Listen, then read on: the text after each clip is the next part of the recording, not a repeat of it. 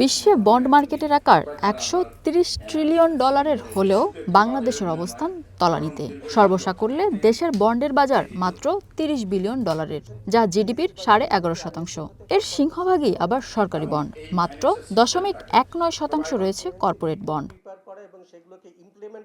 বাংলাদেশের bond market উন্নয়ন শীর্ষক আলোচনায় বক্তারা বলেন, বন্ডের অনুমোদন পেতে 6 মাস থেকে 1 বছর সময় লাগে। একই সাথে বিএসইকে 0.40% হারে কমিশন দিতে হয়। তাই বন্ডের বাজার উন্নয়নে নীতিগত বাধা দূর করার দাবি জানান ব্যবসায়ীরা। আমার মনে হয় যে এই বন্ড মার্কেটটা ডেভেলপ করার জন্য বাংলাদেশ ব্যাংক, আমার মনে হয় যে at this point of time Bangladesh ব্যাংকের পার্টিকুলারলি আওয়ার নিউ গভর্নর, তো উনি থাকা অবস্থায় আমার মানে এটা বেশি সময় লাগার কথা না। আমরা যদি সবাই মিলে একসাথে এগোতে থাকি, তো security exchange commission, Dhaka stock exchange মিলে আমরা যদি সামনে এগোতে থাকি, তাহলে বন্ড মার্কেটটা ডেভেলপ করার জন্য secondary financing to the enterprises এই ব্যাংকের উপরে নির্ভর না করে চাইলে এটা অনেক বেশি এগিয়ে যাবে। লাইফে কোনো কিছুর গ্যারান্টি নাই, তাই ইন্স্যুরেন্স করুন সিটি ব্যাংকে, কারণ ইন্স্যুরেন্স করলে সিটিতে সুরক্ষা পাবেন নিশ্চিন্তে। অনুষ্ঠানে বাংলাদেশ সিকিউরিটিজ অ্যান্ড এক্সচেঞ্জ কমিশনের চেয়ারম্যান জানান, কর্পোরেট বন্ডের 17,000 কোটি টাকার 40%ই ঋণে পরিণত হয়েছে। বাজার ঠিক করতে ডেপ্থ সার্ভিস সিকিউরিটি নীতিমালা পরিমার্জন করা হচ্ছে। একই সাথে গ্রিন বন্ড, এসডিজি ও কালার বন্ড নিয়েও কাজ চলছে বলে জানান তিনি।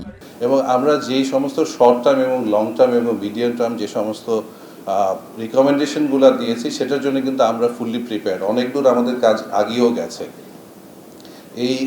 এই প্রোগ্রামগুলো নেওয়ার জন্য।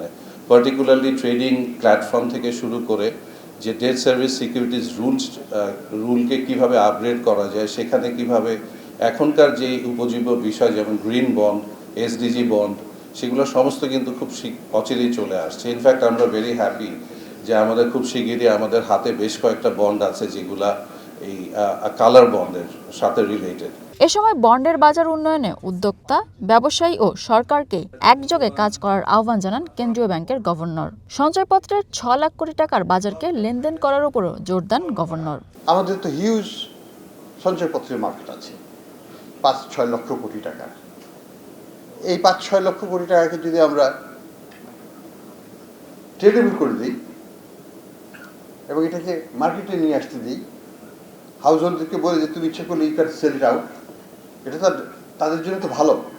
আমি বিপদে পড়লে এটাকে বিক্রি করবো একটা ডিসকাউন্ট বা premium, whatever is the market prevailing at that time.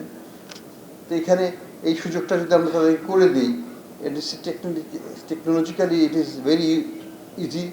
আজকালকার দিনে তো কেউ আর সঞ্চয়পত্র অফিসে যে খাতায় দস্তখত করে সঞ্চয়পত্র কিনছে না।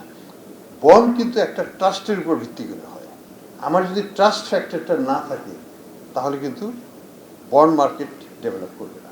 একটা বন্ডের একটা কুপন যদি দিতে ফেল করে, দ্য কোম্পানি ফেলস।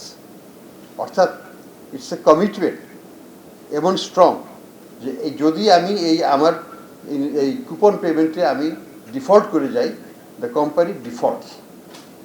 অনুষ্ঠানে গভর্নর জানান, দেশের বন্ড মার্কেট গড়ে তুলতে পারলে এর আকার $60 বিলিয়ন নেওয়া সম্ভব। Mina Firdaus, One News, Dhaka.